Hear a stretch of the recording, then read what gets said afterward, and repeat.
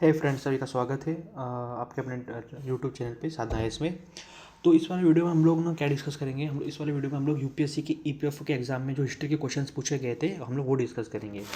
And आप लोग को बता दूँ, जो यूपीएससी का एग्जाम ईपीएफओ का एग्जाम है इसमें हिस्ट्री काफ़ी पूछता है as compare to any other static subject. मतलब जो हमारे यूपीएससी के प्रीलिम्स में एग्जाम्स में जो आते हैं क्वेश्चंस, मोस्टली उसमें से इतना नहीं पूछता है। बस मतलब हिस्ट्री एंड साइंस, इन दो सब्जेक्ट से मेजर चंक ऑफ क्वेश्चन जो पूछते हैं, जो हम लोग यूपीएससी में पढ़ते हैं। बाकी हम लोग उसमें से भी पढ़ते हैं, अकाउंट्स पढ़ते हैं, अकाउंट्स आता है ईपीएफओ के एग्ज़ाम में। एंड लेबर लॉ आता है, कंप्यूटर आता है, जो हम लोग डेली नहीं पढ़ते। तो इसलिए वजह से हिस्ट्री जो है एक अच्छा आपको एक एज दे सकता है एज़ कम्पेयर टू एनी दूसरे एस्पिरेंट से।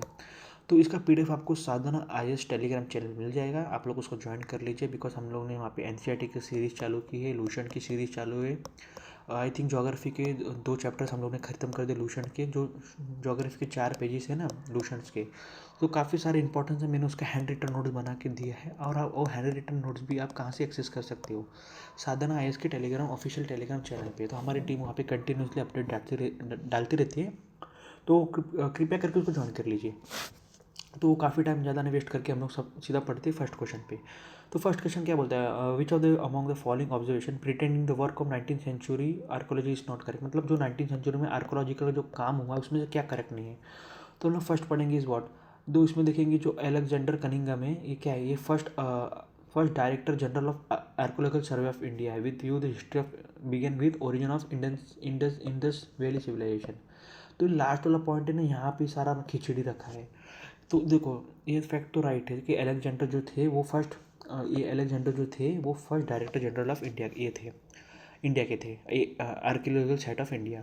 बट ये गलत है कि इन्होंने बोला कि जो हिस्ट्री ऑफ इंडिया है स्टार्ट हुई थी इंडस वैली से। इनका मानना था कि हिस्ट्री ऑफ इंडिया स्टार्ट हुई है गुप्ता पीरियड के टाइम पे, ठीक है, जब चाइनीज आए थे उस टाइम पे। तो इंडस का कोई नामो निशान नहीं था। इंडस ये जो थे ना, ये 18 सेंचुरी वाले पॉइंट थे, ठीक है। और लेकिन जो अपना इंडस सिविलाइजेशन जो खुदाई हो ना, वो 1924 के टाइम पे हुई थी। तो डेफिनेटली ये राइट है, मतलब ये रॉन्ग है, बट इस करेक्ट ऑप्शन ए है। लेकिन हम लोग बी भी पढ़ लेंगे, बिकॉज फ्यूचर में जब यूपीएससी पूछे तो हम लोग सतर्क है। तो ऑप्शन बी क्या दिया है, जॉन मार्शल जी थे, उन्होंने अडेप्ट किया था method of exhibition along with horizontal units and ignore the stratigraphy of the side. तो ये बोल रहा है कि जॉन मार्शल थे, उन्होंने बोला कि भाई जो हम लोग हॉरिजेंटली जो खुदाई कर रहे हो गलत है, हम लोग एक स्टैटिक्स में adopted the method of regular horizontal units. मतलब इन्होंने हॉरिजेंटल बताया था। ये बोलते थे कि भाई अगर हम लोग हॉरिजेंटल एक ही जगह पे ऐसा था खोदेंगे आजू बाजू, तो हमको और मिलेगा। इसके बजाय बाकी जो थे ना वो बोलते थे कि नीचे खोदो, बट ये बोलते थे कि नहीं, यहाँ पे भी खोदो तो यहाँ पे भी खोदो। मतलब एक 2-2 किलोमीटर लंबे लंबे ना खोदाई होती थी, ठीक है। तो ये भी ऑप्शन राइट है। अब हम आएंगे आगे। तो जो आर ई एन व्हीलर है, व्हीलर जो है वो first recognise necessity to follow the stratigraphy of the mount rather than horizontal. But जो व्हीलर भाई साहब थे वो तो उल्टा थे। उन्होंने बोला नहीं, अगर हम लोग अगर ऐसा नीचे नहीं खोदेंगे तो हम लोगों को ना एजिस के बारे में पता नहीं चलेगा। मतलब फॉर एग्जाम्पल सपोज अगर समझो आज आज डे 1 है, तो आपने यहाँ पे कचरा फेंका, ठीक है। डे 1 में आपने कचरा यहाँ पे फेंका, डे 2 पे यहाँ पे फेंका, डे 2 पे यहाँ पे फेंका। 2 मिनट रुको, थोड़ा पेन गड़बड़ हो गया, 2 मिनट रुको। हाँ, देखो, पहले फर्स्ट डे यहाँ पे फेंका, सेकंड डे यहाँ पे फेंका, थर्ड डे यहाँ पे फेंका, फोर्थ डे यहाँ पे फेंका। तो अभी पाइलअप हो गया। तो अगर आप इसको हॉरिजेंटली निकाल ऐसे करोगे तो आपको पता नहीं चलेगा। तो आप लोग ऐसा लाइन से जाओ, तब आपको पता चलेगा कि जो इस वाले डे पे आपने कचरा फेंका था वो मतलब वो सबसे पुराना और उसका क्या खासियत है। तो ठीक है, तो ऑप्शन बी भी राइट है। Alamda Ghosh was first person to identify similarity between pre Harappa and mature Harappa period. तो इसका जो प्री हड़प्पा मैच्योर हड़प्पा है ना, हम लोग एनसीईआरटी क्लास जब हमें डिस्कस करूँगा हैंड रिटन नोट्स, तो तभी डिस्कस करेंगे। लेकिन तो ये ऑप्शन आप लोग का राइट है, आप लोग तब तक समझ कर रखना। तो जो ये थे ना, क्या बोलते हैं, इनका नाम क्या था, जो 2 मिनट रुके,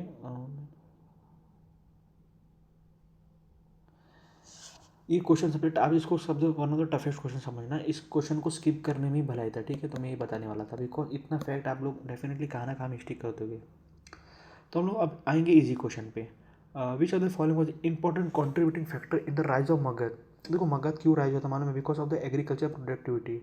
वो क्या होता है, देखो PMNC, इसे याद रखना, PMC याद रख लेना, फिर उसका CBI याद रख लेना आप लोग, ठीक है। ये एक मतलब ये लाइन से palaeolithic, mesolithic, neolithic, chalcolithic, bronze and iron. देखो आयरन जैसे डिस्कवर हुआ ना, तो जो जो हमारे मगध वाले रीजन में जो घने पहाड़ थे, घने घने जंगल्स थे, उस आयरन की मदद से पूरे लोगों ने सफाई किया और वहाँ पे क्या किया, एग्रीकल्चर स्टेब्लिश किया। तो डेफिनेटली इसका करेक्ट ऑप्शन होगा option number C for Chitrakoot. हम मूव करेंगे आगे। देखो यहाँ इस वाला जो 2023 वाला क्वेश्चन था ना हिस्ट्री के, तो one of the toughest question पूछे थे, मतलब इतने हार्ड आप लोग विश्वास नहीं कर सकते। देखो कितना टफ क्वेश्चन है। देखो अभी कुछ बच्चे स्टूडेंट्स के लिए इजी लग सकता है, बट जिसने एनसीईआरटी नहीं पढ़ी, नितिन सिंघानिया वाली बुक नहीं पढ़ी, तो डेफिनेटली उसके लिए टफ है। अब हम पढ़ेंगे विच of the following statement about the Kailashnath temple. जो कि देखो अभी इसमें से दो क्वेश्चन बन जाएंगे, जो कैलाशनाथ टेम्पल कहाँ पे, वो एलोरा है, और पूछ लेंगे एलोरा में कौन सा टेम्पल है, तो कैलाशनाथ टेम्पल है। इसमें क्या बोला है, द टेम्पल वॉज, इसमें हमको रॉन्ग बताना है, मतलब इसमें से गलत कौन सा है। तो फर्स्ट देखेंगे the temple was carved out of the rock in 8th century. मतलब ये जो देखो ये पहाड़ था ना, तो इसी को काट काट के इन्होंने मंदिर बनाया है, ठीक है। तो ये बोल रहे हैं, तो ऑप्शन नंबर टी राइट है। अब देखो कैलाश और शिवा है, तो मतलब ये तो दोनों सिंक्रोनाइज करते हैं, ऑप्शन बी भी राइट है। अब देखो इसमें क्या बोला, दो इस the super structure of the temple corresponding to Nagara style. देखो आप लोग ना नॉर्थ एंड, देखो दो स्टाइल थे इंडिया में, ठीक है, एक नागरा था एंड एक था द्राविड। तो आप लोग इसको ऐसा रखना, नॉर्थ एंड द्राविड कहाँ पे, साउथ इंडिया, ठीक है। तो ये बोल रहे हैं कि ये है नागरा स्टाइल में बना है, बट नागरा स्टाइल में नहीं बना है, ये द्राविडियन स्टाइल में बना है। आप लोग खुद ही सोचो ना, महाराष्ट्र कहाँ पर है ना, साउथ में है ना कि नॉर्थ में है, तो ये ऑप्शन राइट होगा। The temple is both Shaivism and Vaishnavism, मतलब ये टेम्पल दोनों को डेडिकेट था, Shaivism and Vaishnavism. This was right question, this was right. जो एलोरा टेम्पल था, इसको किसने बनाया था, इसको राष्ट्रकूटा डायनेस्टी ने बनाया था, और सिंबल किसका है, माउंट कैलाश का, ठीक है। तो डेफिनेटली अगर माउंट कैलाश का, तो शिवाजिज्म होगा। एंड ये जो ये 2 स्टोरी, इसमें मतलब ये जो माउंटेन है, ये 2 मंजिला माउंटेन है, मतलब दो, ये जो मंदिर है ना 2 मंजिला मंदिर है, ये बात याद रखना आप लोग। अब मूव करेंगे आगे, क्वेश्चन नंबर 4 पे चलेंगे हम लोग। क्वेश्चन नंबर 4 क्या बोल रहा है, which of the following statement is correct about the Indian pottery. Indian pottery के बारे में बता रहा है, तो जो मटका मतलब जो होता है इंडियन पॉटरी, उसके बारे में हमको बताना है। तो हम लोग फर्स्ट क्वेश्चन देखेंगे, इसमें हम लोग को पॉजिटिव स्टेटमेंट ढूंढना है। तो ये बोल रहा है कि the north black polished where, जो नॉर्थ मतलब देखो डेफिनेटली नॉर्थ, तो आप लोग यूपी की तरफ, इंडिया मतलब नॉर्थन साइड ही देख समझ लो। The north black polished ware, मतलब जो नॉर्थ ब्लैक था और पॉलिश था, मतलब ठीक है, refers to poetry found from the archaeological sites in India dating 600 BC के आसपास। तो डेफिनेटली ये राइट है। देखो ये जनरल स्टेटमेंट है। अब हम पढ़ेंगे point B, painted grey ware refers to type of pottery found और large part of south India concerning with the Sangam period. तो जो पेंटेड ग्रे वेयर है, ये तो नॉर्थ इंडिया में पाया जाता था, तो ऑप्शन बी तो रॉन्ग है। ऑप्शन सी देखेंगे, ochre colour pottery site are located only in South India. तो क्या है, साउथ इंडिया में मिलता है। अगर समझो गलती से अगर एक भी मिल गया नॉर्थ में, तो डेफिनेटली क्वेश्चन तो रॉन्ग हो जाएगा। तो इसका ये तो सी भी नहीं होगा।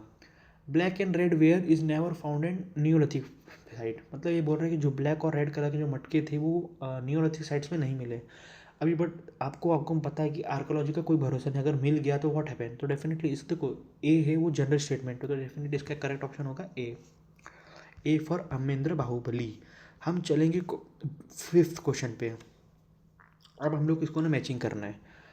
विच of the following pair is not correctly match, इसमें से करेक्टली मैच क्या है, एशियन टर्म और टर्म दिए और उसके मीनिंग्स दिए। तो इसमें से हम लोग को करेक्टली मैच ने क्या नहीं दिया वो बताना है। तो हम लोग डी से पढ़ेंगे। कुतरा शाला, देखो शाला मतलब घर, एक ए हो गया, a hut with pointed roof where travelling mendicant halted. देखो कुतारा शाला में डेफिनेटली अगर जहाँ पे ज्ञान की बात हो रही है, तो ज्ञान अब ट्रैवल्स कौन कर रहे थे, बुद्धिस्ट मॉन्क्स, ये लोग की ट्रैवल कर रहे थे। तो एक हार्ट था जो पॉइंटेड की तरह था। तो नेक्स्ट ईयर में नेक्स्ट एग्जाम्स में यूपीएससी को पूछ सकता है कि बताओ एक हार्ट है जिसमें वो पॉइंटेड है, तो उसका नाम क्या है। तो आप लोग बोलोगे कुत्ता घराशाला। हम सी पे आएंगे। विमाना क्या होता है, विमाना बहुत ईजी है। जो ड्राइविंग स्टाइल में जो नहीं टेम्पल के ऊपर भी वो होते हैं, सपोज ये हमारा टेम्पल, ठीक है, तो इसको बोलते हैं विमाना, ठीक है, इसको क्या बोलते हैं विमाना। अब बी पे आएंगे। हर्मिका क्या है, harmika style of temple architecture date originated under the Chola kings. तो ये तो रॉन्ग है। हर्मिका जो है वो सुपा आर्ट से रिलेटेड है।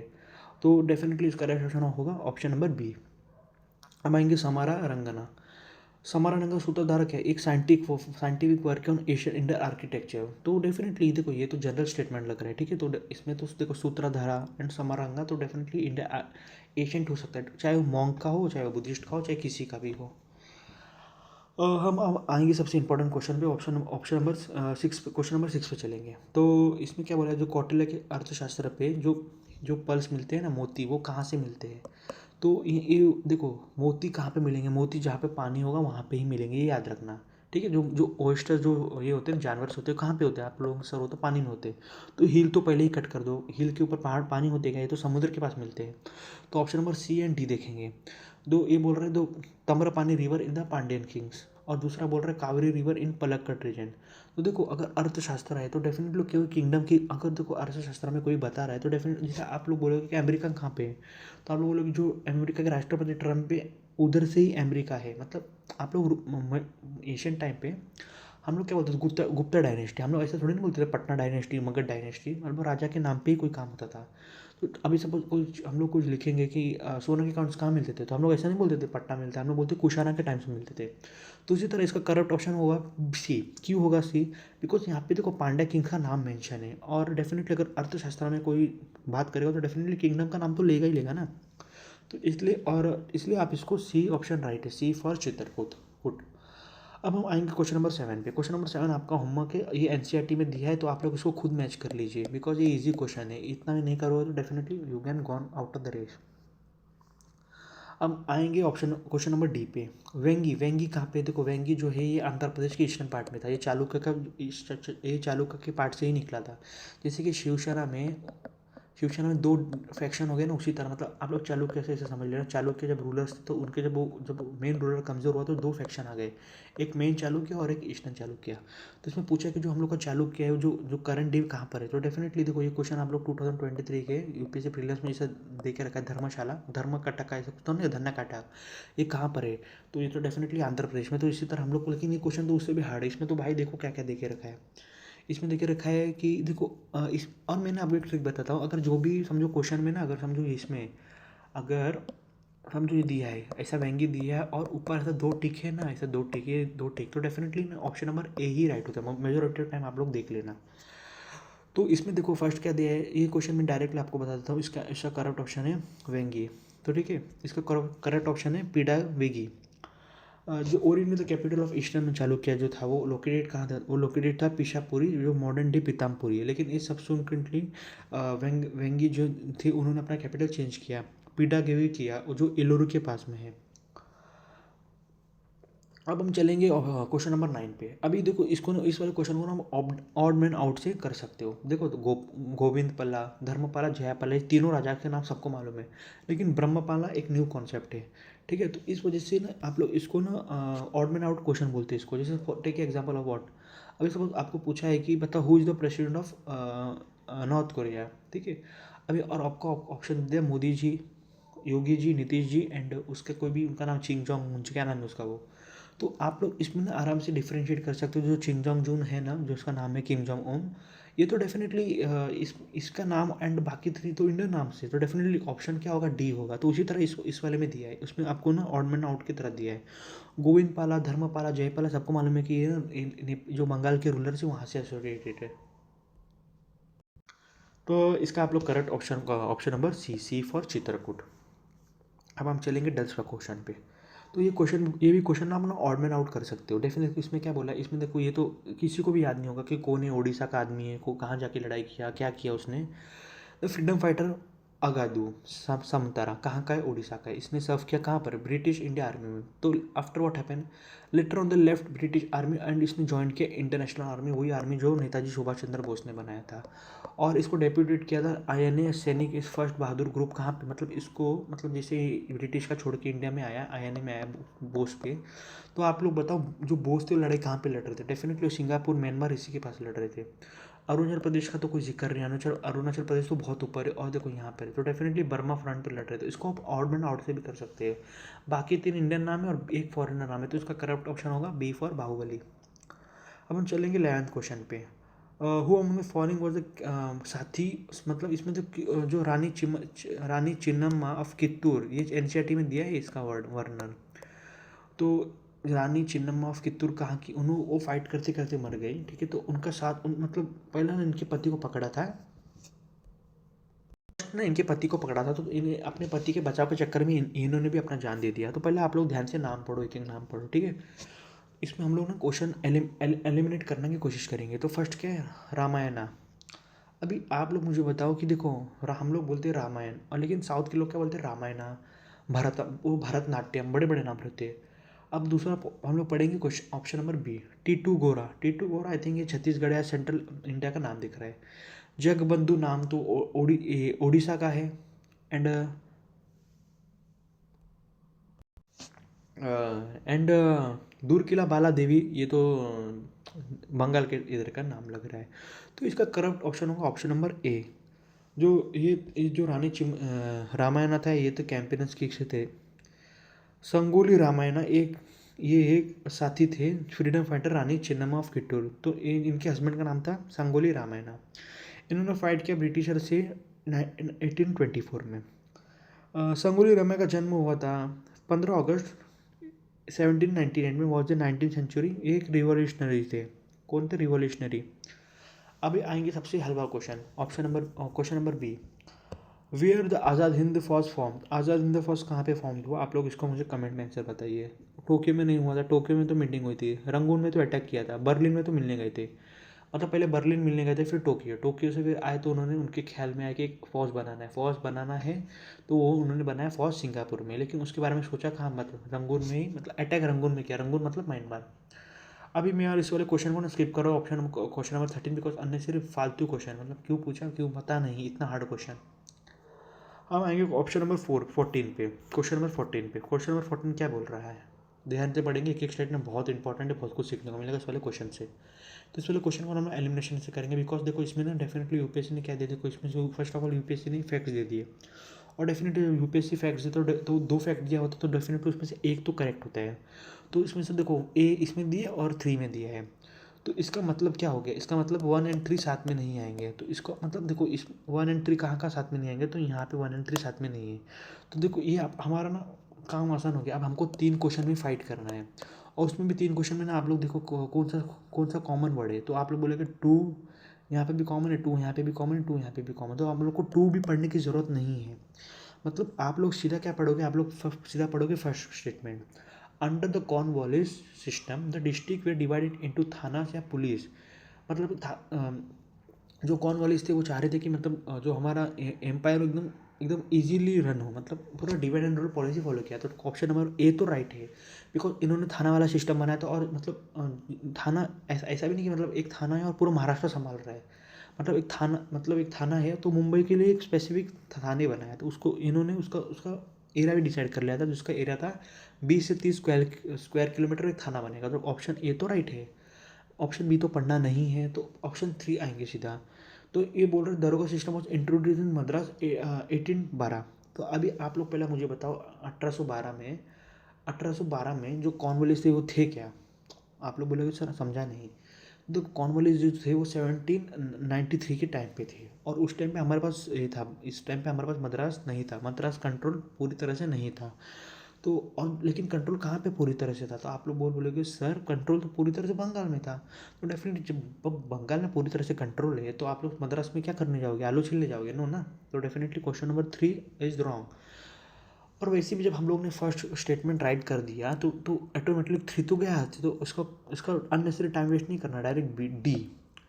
लेकिन उनको ऑप्शन नंबर डी भी पढ़ना जरूरी है। तो दरोगा was nominated by district magistrate. मतलब उस टाइम पे डेफिनेटली आपको मालूम होगा एग्जाम्स तो होते नहीं थे, मतलब 1997 में एग्जाम्स थोड़ी ना होते थे।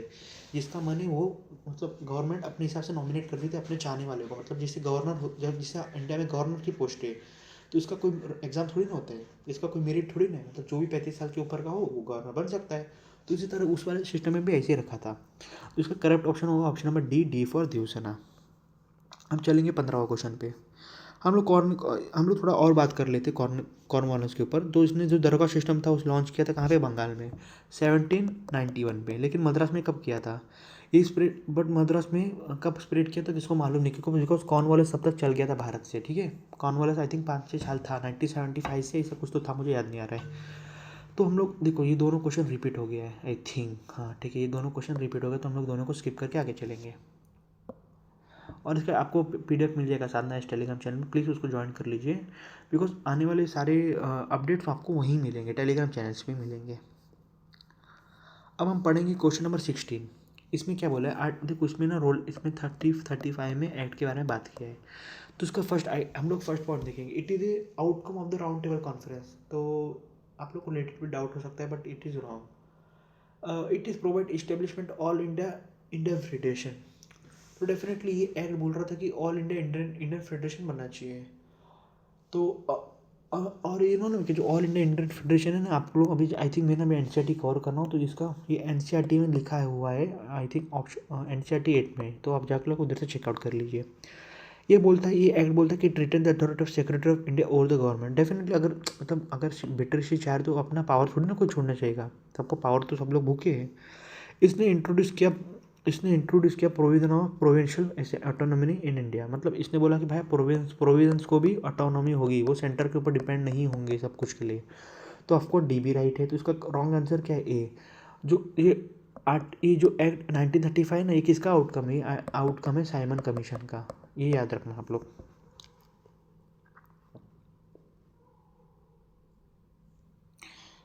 मूव करेंगे आगे, क्वेश्चन नंबर 17 देखेंगे। क्वेश्चन नंबर 17 में क्या बोला है? अभी हम लोग को कांग्रेस के सेशंस दिए और हम लोग को उसको मिलाने के लिए बोला है। तो हम लोग आएंगे, फर्स्ट देखेंगे लाहौर सेशन। लाहौर सेशन 1909 में कौन था प्रेसिडेंट? तो आप लोग मदन मोहन मालवीय। एंड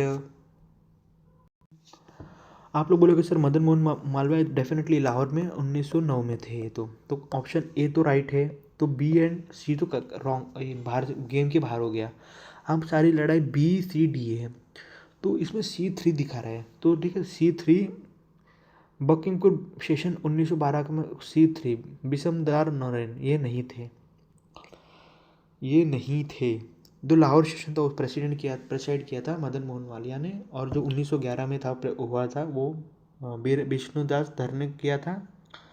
जो बंकिंगपुर सेशन हुआ था कलकत्ता के पास में, जो उसका सेशन उसका किया था रघुनाथ नरसिम्हा मांडोलकर। और जो मद्रास सेशन 1914 में हुआ था उसको भूपेंद्र नाथ बोस ने किया था। तो करेक्ट ऑप्शन क्या होगा? Option number A for Ayodhya. अभी सारे को इसमें काफ़ी सारे बच्चे रॉन्ग कर देंगे, लेकिन इसको भी आप लोग ऑड मैन आउट से कर सकते हो। अभी देखेंगे जो बोनजाला स्कूल है जो नासिक के पास में है, तो ये पूछ रहे हैं उसको किसने स्टैब्लिश किया था। तो जो बोनजाले जो था, इन्होंने इसको स्टैब्लिश किया था B.S. मुंजे ने किया था। देखो इसमें ऑड मैन आउट कैसा लगेगा? सावरकर को तो सबको ही मालूम है सावरकर कौन है। तो इसमें हम लोग ऑड मैन आउट से जाएंगे, तो इसका करेक्ट ऑप्शन होगा option number D, Munje. B.S. Munje ji ने इन्होंने 1937 में नासिक में ये स्कूल स्टैब्लिश किया था। तो आप लोग को नेक्स्ट में पूछ सकते हैं क्वेश्चन में कि ये स्कूल कहाँ पे स्टैब्लिश हुआ था? पुणे में बोल देंगे, बट आप लोग को याद रखना पुणे नहीं नासिक है, ठीक है। हम पढ़ेंगे 19वां क्वेश्चन। इसको आप लोग टफेस्ट क्वेश्चन समझ सकते हो, ठीक है। इसमें ना मैं आपको अननेसेसरी टाइम वेस्ट नहीं करके इसमें टाइम वेस्ट नहीं करूँगा। आप लोग मैं सीधा आपको बता रहा हूँ कि क्या क्या बोला है। तो हम लोग पढ़ेंगे सबसे पहले 19वां क्वेश्चन में जो हिंदू, तो इसमें बोला कि मदन मोहन मालवीय ने क्या क्या कब को स्टैब्लिश किया। तो इन्होंने फर्स्ट स्टैब्लिश किया हिंदी बोर्डिंग स्कूल हाउस, कहाँ पे? इलाहाबाद में किया था 1896 में। सेकंड काम इन्होंने क्या किया था 1900 से लेकर 1967 तक। One of the most influential English language speaker in India इनका ही था। उसका नाम क्या था? The leader. इनकी न्यूज़पेपर का नाम क्या था? द लीडर, याद रखना। इन्होंने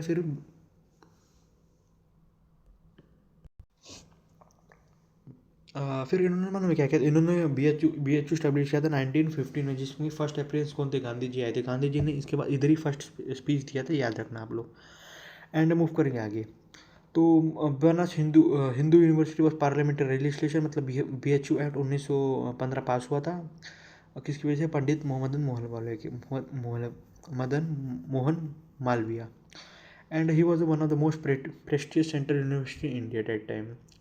The Congress National Party was a political party in India. It had founded by Madan Mohan Malviya अने इन। तो ये बोल रहे, तो कांग्रेस सोशल पार्टी है ना, उसको किसने फॉर्म किया था? मदन मोहन मालवीय जी ने। कब फॉर्म किया था? 1934 में। ये बात याद रखना आप लोग। हम आएंगे, where did Gandhi ji put the first time major appearance after returning South Africa. तो सबसे पहले कहाँ पे आए थे? बनारस हिंदू यूनिवर्सिटी में। तो आई थिंक अभी 20 क्वेश्चन डिस्कस करेंगे, बिकॉज ऑफकोर्स वीडियो लंबी हो जाएगी तो आप लोग भी टायर्ड हो जाओगे, एंड मेजोरिटी ऑफ जनता के पास ये वीडियो पहुँचेगी नहीं।